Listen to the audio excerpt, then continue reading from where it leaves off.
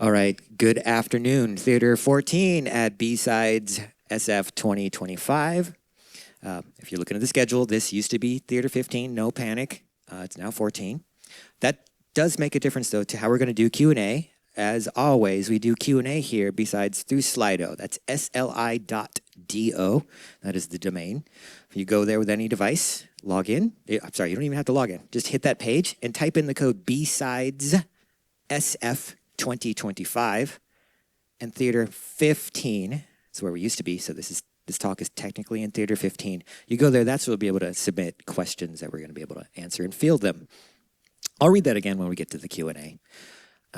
Did you know that there are, amongst the many wonderful sponsors we have here at B-Sides, some of them are charities, and they actually have T-shirts that if you buy them up at the coat check, the proceeds from those T-shirts will go to charities like the Internet Archive, the California Community Fund, and the EFF, amongst others. That's one of the wonderful things that we have here. I'm very proud of it. And with that, we are at time. Well, let's check this out. In our next talk, we're going to hear about the Shadow IT Battlefield from Rohit Bansal and Zach Pritchard.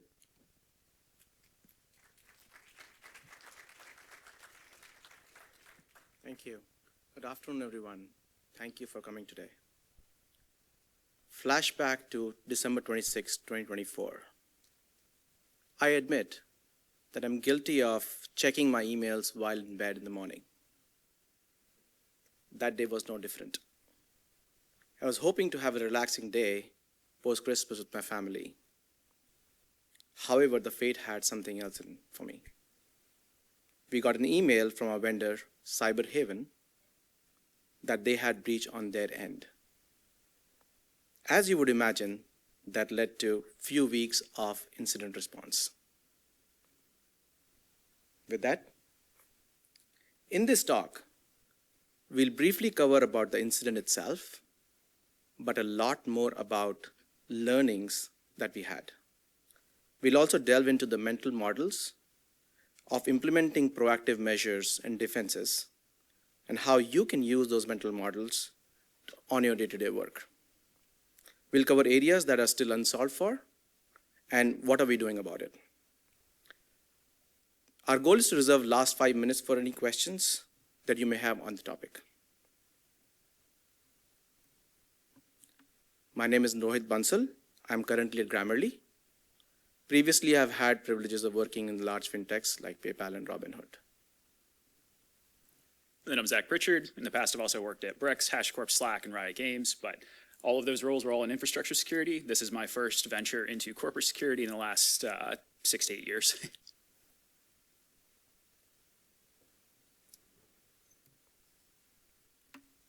Quick show of hands. How many of us actually are aware or know about this vendor from CyberHaven? Okay. Close to like 10, 15 of us. For those of us, for people who do not know, CyberHaven is in the business of data loss prevention or data security in general. They detect data leaving the endpoint, which is our laptops, with the help of a browser extension and an agent running on your device. During the incident investigation, it was discovered that it all started with phishing. It always does, isn't it? Clicking on the link led the user to enter their Google credentials, and attackers got an access token, for those of us who are familiar with OAuth, to make API calls to Chrome Web Store. And that is high privileged operation, which means that they could now upload a malicious version of the CyberHaven extension into the Chrome Web Store. Essentially, attackers were able to abuse the Google OAuth permission model and gain persistence and upload a malicious version of CyberHaven extension. Since the extension code had minimal changes, or as we thought we did, it probably went through a lightweight reviews from Google before publishing the extension itself. This is what a screenshot looks like of the phishing email and what the employee at the CyberHaven team would have clicked through to get the access token granted to them. Very easy process. Anybody can fall into the trap. You and I are no different. It was also discovered that CyberHaven was not the only extension that had breached. Thanks to the research done by SecureNX, shout out to them, there were around 30 more extensions that were breached using the same modus operandi. It was part of a broader campaign. That got us wondering. We being Grammarly's bread and butter is a Chrome extension. 40 million people use us day in, day out. Were we also targeted? Lo and behold, we were. However, the phishing email that was sent to us was blocked by our phishing and spam protection system. If you want to know which system we used, I'm not going to disclose it on the mic for keeping the sanity of the conference. You can come talk to us afterwards. Phishing protection was not the only defense that worked in our favor, because we want defense in depth. In the preceding 6 months from the attack, we had implemented allowlist for Google OAuth apps. That would have prevented users from granting this permission altogether. Even if the phishing email passed through our phishing filters, they would have not been able to get the access token back.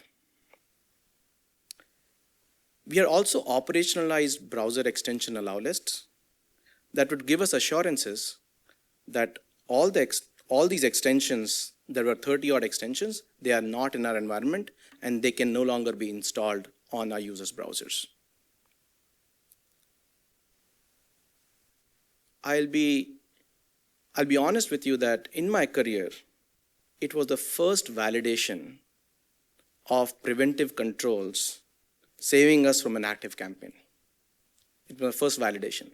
I've never seen active threat being mitigated by preventive controls. How did we get there? I think while this validation gives us assurances or ammunition for future, but for anyone in Blue Team would know that getting preventive measures prioritized is sometimes really, really hard.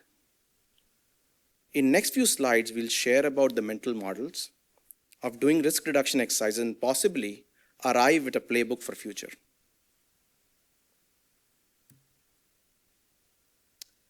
We'll divide that into pillars. So the first pillar for the framework is discovery and alignment. How do you discover what risks is the organization still prone to? What prioritization frameworks are used to understand most important risks in the company? And finally, the alignment with different stakeholders to ensure that those risks are worth mitigating for and gather support from them. The tactical step of how you get it done could vary from person to person. What we ended up doing was doing a PRD and a document that is a shared collaborative space for anybody to get comments on. Specifically for a project that we talked about here, we started with the discovery of all the extensions and auth applications used by the workforce. We had to enable some telemetry to get it done. We discovered that we had close to 1,000 extensions used by the workforce. And keep in mind that we are a 1,200 people company when we did this. So we had 400 Google OAuth clients accessing data in Google. The case was made to be made with the leadership that this is a risk worth mitigating because we do not know what's going on with these extensions. Finally, we were able to prioritize the project with the risk assessment and this framework. And we decided to move into an allow list approach. One of the team members, as part of the review, highlighted an important factor that we should talk to the engineering team before we roll this out. And that alignment and socialization proved to be golden during the implementation. The next pillar I want to talk about is communication. I'd make a case, a strong case, that this pillar needs to be the most stronger pillar in your strategy to execute projects for risk reduction. And it's often the weakest. We don't do enough. In our project, we ended up collaborating and socializing the project goals with the engineering team. The whys identified during discovery helped us make our best case move forward, and so engineering teams understand what and why we need to do this. We also communicated the project goals with the workforce, and we had to make certain changes to make this a reality. One example was we enforced that you can only sign into Google, your Google account, with a company managed profile, which meant that your profile would also be a Google company profile. As part of our communication strategy, we also decided that we need to be transparent with our workforce when they file new requests of extensions or OAuth applications. We didn't want to fly blind and security being just the team that is doing and saying, yeah, you must not use this extension or OAuth app. We wanted to drive context and engage into conversations with our workforce on why a particular app or extension is important to them.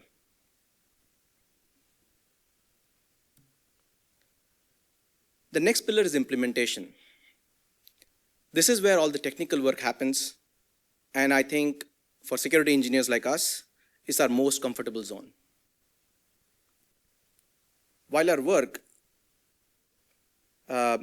we make some choices and trade-offs during this particular implementation stage. It's important to have the mental model of actually doing the work and making a choice/implementation trade-off.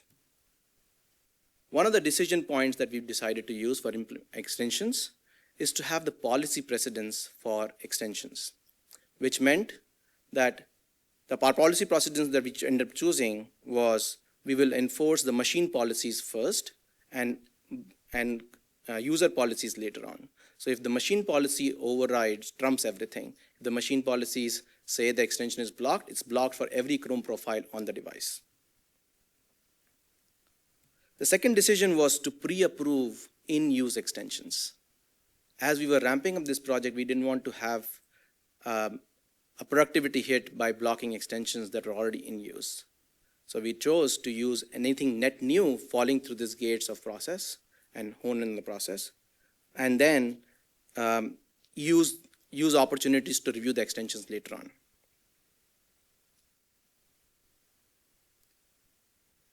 Finally, we had put automation in place to request and review extensions directly from the Chrome Web Store. This is, if you do not know it, this is a sort of a hidden thing within Chrome extensions and Google Workspace that you can make a configuration, and in that way, when somebody logs into the Chrome Web Store, they will see a request button, as we'll see in the demo later on. Configuration to request, and we allowed make the changes as we talked about here. Here's the actual screenshot of the changes in configuration. This is where I talked about the policy precedence. Google has 4 different options. We chose the second one, which is machine cloud trumps everything. This is the hidden setting in Google Workspace, which allows the users to request extensions. And finally, when the extensions are reviewed and approved, you would go about adding them into Chrome Web and Google Workspace, and then the users will be able to install the extensions. Unfortunately, as of this time, all this is a manual process. We would love to automate it at some point when Google has APIs to do it.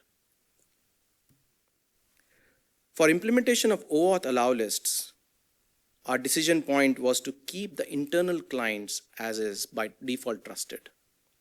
This allows for innovation to continue and let us focus on the external attack surface. We decided to keep pure Google sign-in out of scope to balance the security risk and productivity needs of the company. Just to drive that message home, the end result is if you're trying to sign into a third-party app which doesn't access data in Google, that will still be allowed. But if as soon as that asks for permissions to access data in Google, it needs to go through a review. Since Google did not have a mechanism to request a new OAuth application, we decided to have a custom message on the error screen pointing to the Jira queue where people can go and request new app to be allowed. Finally, the rollout was done service by service, with order being least used to the most used Google service. Here is a quick snapshot of what that means. The trusting internal clients is a setting.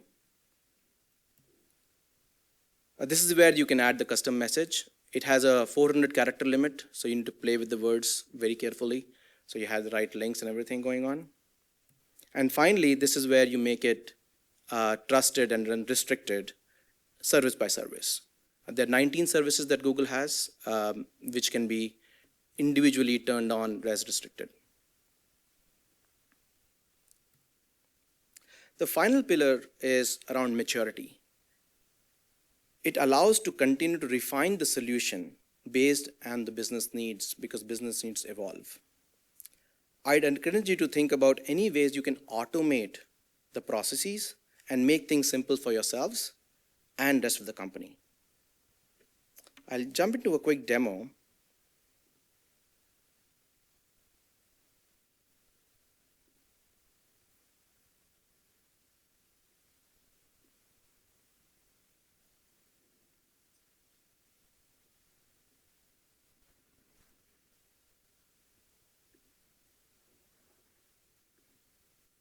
Of how that looks like. So this is the request button, request link I was talking about in Chrome Web Store, the setting enables us to do. You submit a justification, and that's as soon as the justification is submitted, it files, our automation runs in the background and creates a Jira ticket for us to review. The Jira ticket contains all this data set of who the user requester is, plus some metadata around the extension.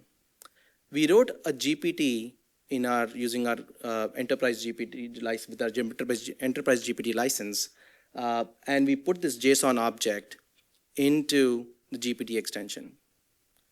What that spits out is an initial review that somebody in our team can look at and make further decisions.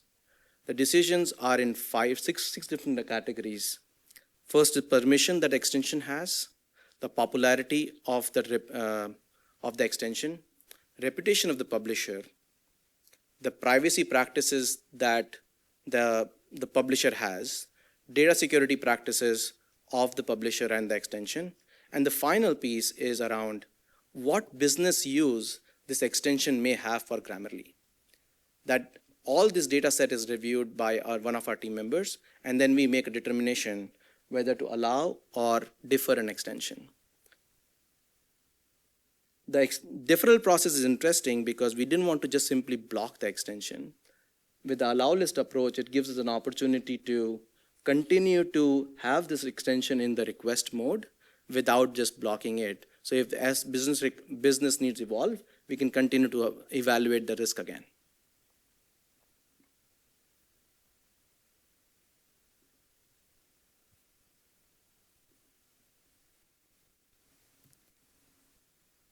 All right.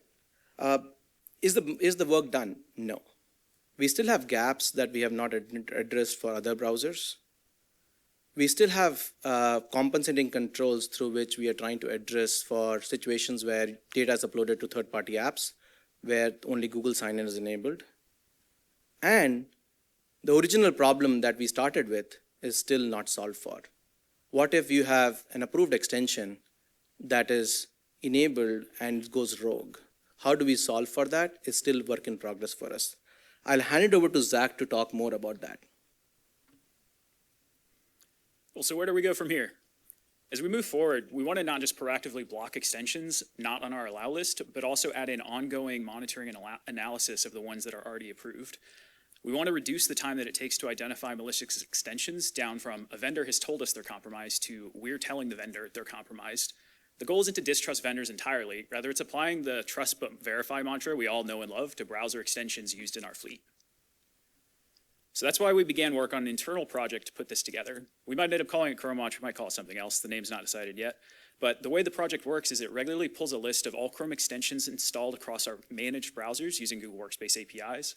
Each time we detect an extension update, we retrieve the new version from the Chrome Web Store, and then use the tree setter library to parse the JavaScript, identifying when sensitive sources of data like cookies, browser history, or open tabs flow over to malicious syncs like calls to fetch, an XML HTTP request, or WebSockets. Essentially, we're trying to determine when our extensions turn rogue. So why not rely on permissions checks, extension reputation, or other signals? As you've seen, we actually do. These are all valid signals, but permissions themselves are not malicious.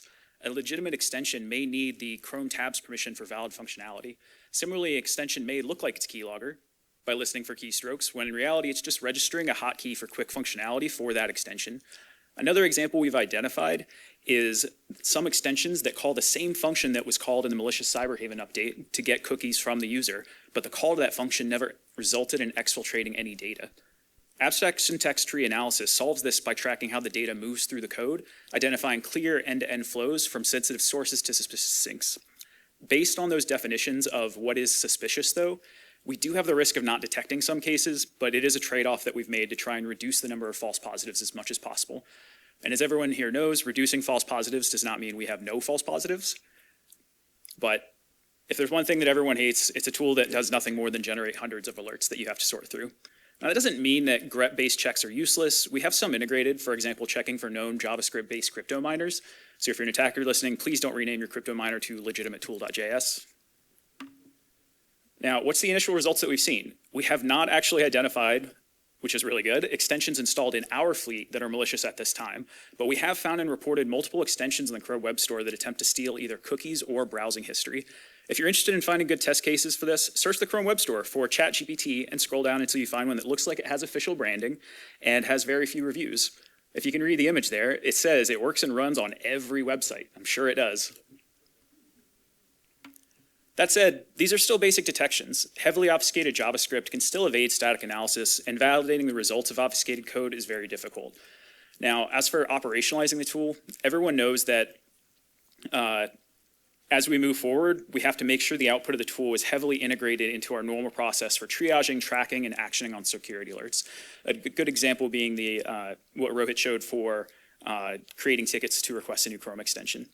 Now, in terms of future functionality, if we have the old version and the new one, is there a chance there's value in piping the diff straight to your favorite LLM and asking if the diff appears malicious? Possibly, but if you go ask an LLM whether or not a bit of code appears malicious, it'll tell you what you want to hear. So additionally, we're also working with our detection and response team to ensure known IOCs in our environment, either from ongoing investigations or threat intel feeds, are integrated so we know if they appear in our Chrome-based browser extension environment. And finally, while we have focused very heavily here on Chrome and Google Workspace, these risks exist for other browsers as well. We're picking on Chrome here because it's the largest browser used in our fleet, not because it's the only platform with these issues. And as for open sourcing the tool at some point, we might. We're a little bit worried about publishing just a list of Grammarly's detections out on the internet, but if you are curious about it or want to chat privately, come find us later. So to wrap things up here, if there's anything you can take away from this talk, we want it to be these things. As always, an ounce of prevention is worth a pound of cure. Over-communicate changes and updates to your organization constantly. Prioritize action over perfection. The goal here is risk reduction and moving the needle in the proper direction. Even if this doesn't solve our threat landscape of issues for all browsers and all extensions, it moves us in the right direction. And finally, the browser threat landscape is constantly evolving. If you're not at the stage of having an allow list or extensions for OAuth grants, that's totally fine, but it's worth reviewing what access your employees have granted to their data. And I think that's it.